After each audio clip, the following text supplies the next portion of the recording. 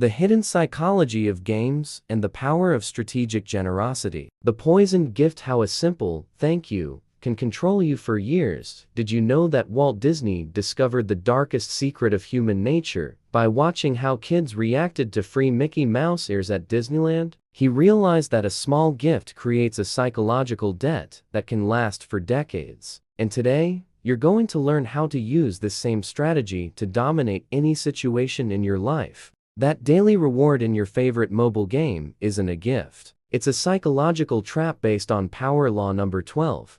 Use selective honesty and generosity to disarm your victim. But here's what game developers don't want you to know: they didn't invent this strategy. They simply copied a principle that Disney perfected in the 1950s when he created the most addictive entertainment empire in history. Disney understood something profound about human psychology. People don't just buy products. They buy into relationships. When a child receives those free Mickey ears, their brain doesn't process it as a marketing tactic. It processes it as a social gesture that must be reciprocated. That's why families spend thousands of dollars at Disney parks after receiving a $3 pair of ears. The gift wasn't free, it was an investment in psychological ownership. Games use this exact same mechanism, but they've refined it to a science. Every free gem, bonus login reward, and extra life creates what psychologists call reciprocity pressure. Your primitive brain interprets these digital gifts as social gestures that require payback. That's why you feel genuinely guilty about deleting a game that's given you so many free rewards. But there's a deeper level to this manipulation that's absolutely brilliant. Games don't just give you gifts, they make you work slightly for them. You need to open the app, click collect, watch a 30-second ad. This tiny effort activates what behavioral economists call the labor theory of value. We value things more highly when we invest our own effort, even minimal effort, into obtaining them. The real mastery lies in understanding that strategic generosity isn't about giving expensive things. It's about timing, frequency, and creating the illusion of joint effort. Disney didn't become a multi-billion-dollar empire by giving away expensive items. They understood that people who receive value become emotionally invested defenders of your brand. Here's where it gets really sophisticated. The most effective gifts are those that cost you little but feel valuable to the recipient. A personalized birthday message costs nothing but feels incredibly valuable. A piece of insider information takes no money but creates massive reciprocity pressure. A small favor that takes you 5 minutes but saves someone else hours creates disproportionate loyalty. The gaming industry has weaponized this principle through what they call value perception manipulation. That rare sword they gave you for free. It would have cost $9.99 to buy, but it probably cost them fractions of a penny to generate digitally. Yet your brain processes it at the $9.99 value, creating nearly $10 worth of psychological debt from a virtually free gesture. This isn't just theory, it's measurable neuroscience. When you receive an unexpected gift, your brain releases oxytocin, the same hormone responsible for bonding between mothers and babies. This chemical literally makes you feel more connected to the gift giver. Games exploit this biological response by creating artificial social bonds with algorithms and corporations.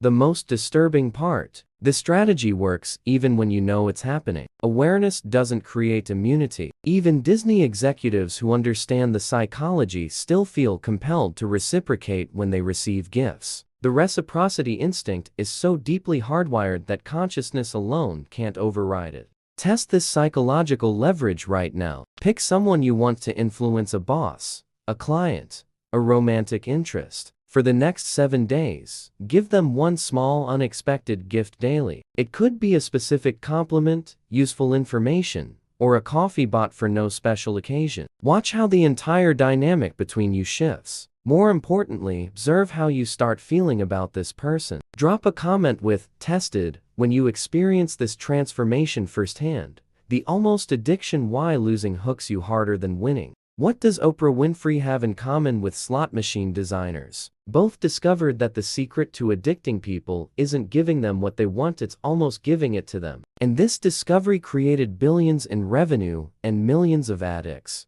There's a specific moment in games that developers call the sweet spot of suffering. It's when you lose by one move, when you're missing just one piece to complete the level, when the final boss drops to 1% health before defeating you. That moment of near miss releases more dopamine in your brain than an actual victory. Sounds backwards, but the science is crystal clear. Anticipating pleasure is more addictive than experiencing it. Oprah understood this intuitively when she created her media empire. She didn't just give her audience what they wanted, she gave them glimpses of what they could have. Every transformation story, every favorite things episode, every life makeover was designed to make viewers think, that could be me. Almost. The genius wasn't in showing impossible dreams, but in showing achievable dreams that felt just out of reach. This psychological principle is called variable ratio reinforcement, and it's the most powerful addiction mechanism known to behavioral science. When rewards are unpredictable but possible,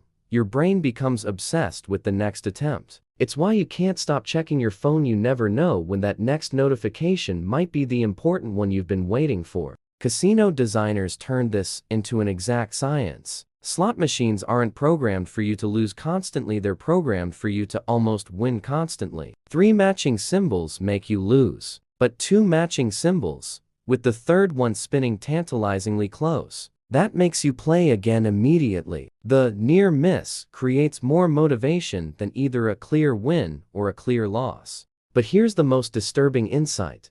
This strategy works because it exploits a bug in our evolutionary reward system. Our hunter-gatherer ancestors needed to be motivated by the possibility of finding food, not the guarantee of it. Those who stopped hunting after the first successful kill starved during lean periods. Your brain still operates as if you're hunting mammoths, even when you're hunting virtual candy. Social media platforms have transformed this into social engineering. The algorithm doesn't just show you content you like, it intersperses mediocre content with occasional peaks of extraordinary content. Like a social slot machine, you never know when that next scroll will reveal the post that makes you laugh until your sides hurt, or the news that completely shocks you. This unpredictability keeps you scrolling indefinitely. The irony is that understanding this mechanism gives you a superpower. When you recognize that your brain is being hacked by anticipation, you can use this same strategy consciously. Successful entrepreneurs don't promise guaranteed results, they promise the possibility of extraordinary outcomes.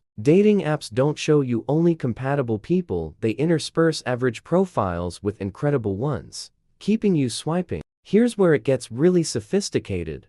The most successful people use strategic almost rewards on themselves. Instead of setting goals they're guaranteed to achieve, they set goals that are challenging but possible. Instead of rewarding themselves for every small win, they create variable reward schedules that maintain motivation over long periods. The key insight is recognizing the difference between being addicted to the chase versus being strategic about the chase. Addicts chase unpredictable rewards they can't control. Masters create unpredictable rewards they do control. One is victimization, the other is optimization. Here's an experiment that will change your perspective on addiction and motivation forever. For the next week, every time you feel the urge to check social media, games, or any addictive app, stop and observe the feeling for 30 seconds before opening it. You'll notice that the anticipation that maybe there's something interesting feeling is more intense than the actual satisfaction of using the app. Comment observed when you experience this revelation about your own mind.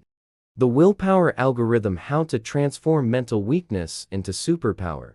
Mark Zuckerberg has a bizarre ritual that few people know about. Every morning, he makes exactly 0 decisions about what to wear, because he owns 20 identical gray t-shirts. But here's what he really discovered. Willpower isn't about being strong, it's about being strategic with your mental energy. The gaming industry discovered something that psychology took decades to understand.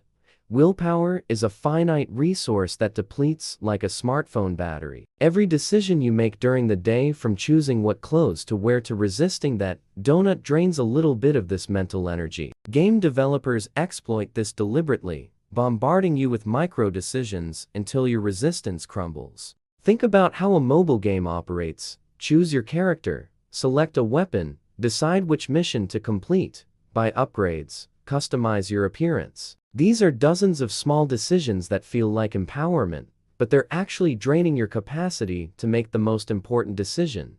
Stop playing. Zuckerberg hacked this mechanism and turned it into a competitive advantage. He uses what he calls decision reduction, eliminating as many micro-decisions as possible from his daily routine to preserve mental energy for decisions that actually matter. That's why he wears identical clothes, eats the same foods, and follows rigid routines. It's not lack of creativity, it's cognitive energy conservation. But there's a deeper layer to this psychology that's absolutely fascinating. Games don't just deplete your willpower, they also make you feel like you're exercising it. When you choose to resist an in-game purchase for a few minutes, your brain registers this as willpower training, even though you eventually end up buying anyway. It's like doing fake mental push-ups that actually make you weaker. Modern neuroscience reveals that willpower functions like a muscle, but not in the way most people think. Exercising self-control in one area can strengthen other areas, but only if done strategically. The key is understanding that willpower depletion isn't just about making decisions, it's about making decisions while fighting internal conflict. Here's the breakthrough insight.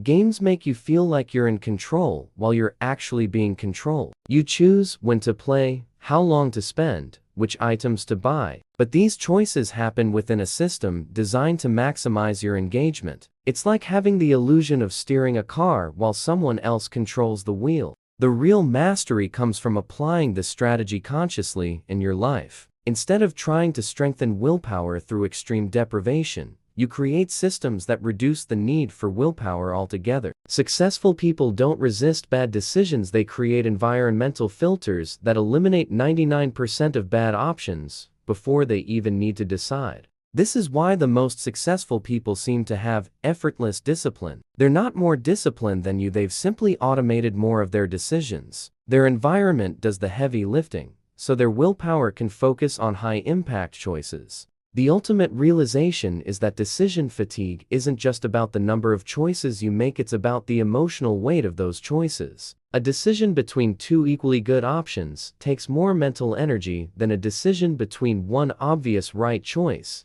and several obvious wrong choices. Execute this mental energy hack immediately. Identify the 3 decisions you repeat most often daily that drain your mental energy unnecessarily. These could be choices about food, clothing, entertainment, or even small procrastinations. For the next 5 days, make these decisions automatic. Predetermine your choices the night before. Watch how your mental energy increases for decisions that actually matter. Comment, energy unlocked, when you feel the difference in your mental clarity. The Game Master: How to Transform Manipulation into Personal Mastery. When Bill Gates was building Microsoft, he asked a question that changed everything. What if, instead of competing for people's attention, we created a system where they want to give us their attention? The answer to that question created one of the most valuable companies in history. Today, you're going to learn how to apply the same mindset to master your own life. If you've made it this far, your mind is no longer that of a passive consumer who accepts being manipulated.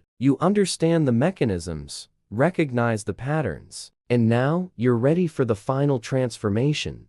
Becoming the architect of your own experience instead of just a player in someone else's game. The difference between being manipulated and being strategic lies in consciousness and intention. Gates doesn't use most social media platforms, not because he doesn't understand technology, but precisely because he understands it perfectly. He knows that even the creators of these tools need conscious protocols to avoid being consumed by their own creations. True mastery begins when you stop seeing psychological mechanisms as flaws to be fixed and start seeing them as features to be optimized. Your brain that seeks intermittent rewards isn't a bug, it's a motivation system that can be directed toward your goals. Your tendency to bond through received favors isn't a weakness, it's a relationship-building mechanism that can be used strategically. Think about how you can apply selective generosity in your career. Instead of trying to impress everyone all the time, you choose specific moments to offer exceptional value to strategic people. Instead of trying to have infinite willpower,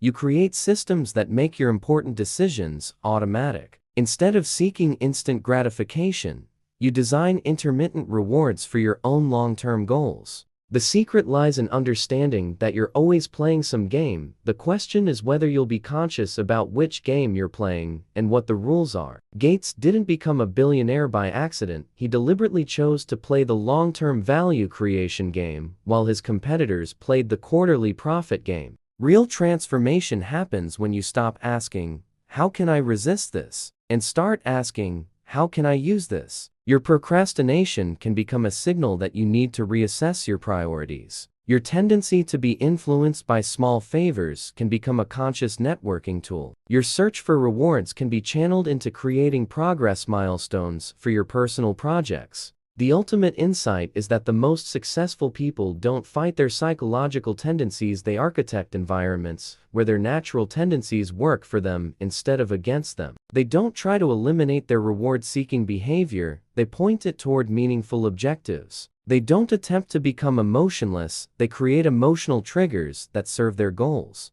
This is the difference between self-improvement and self-architecture. Self-improvement tries to change who you are. Self-architecture accepts who you are and optimizes the systems around you. One fights against human nature, the other leverages it strategically. Create your personal mastery protocol right now. Choose one area of your life where you feel manipulated or out of control. It could be content consumption, financial spending, relationships, or productivity. For the next 21 days, consciously apply one of the strategies you've learned. Use selective generosity to influence someone important, create intermittent rewards for a personal goal, or eliminate micro-decisions to preserve mental energy. Document your results and comment, Master Activated, to share your experience. If this content transformed your perspective on personal power, smash that like button, subscribe to the channel, and share this with someone who needs to stop being manipulated and start being strategic. The world is full of people playing life on easy mode. Now you're playing on expert level.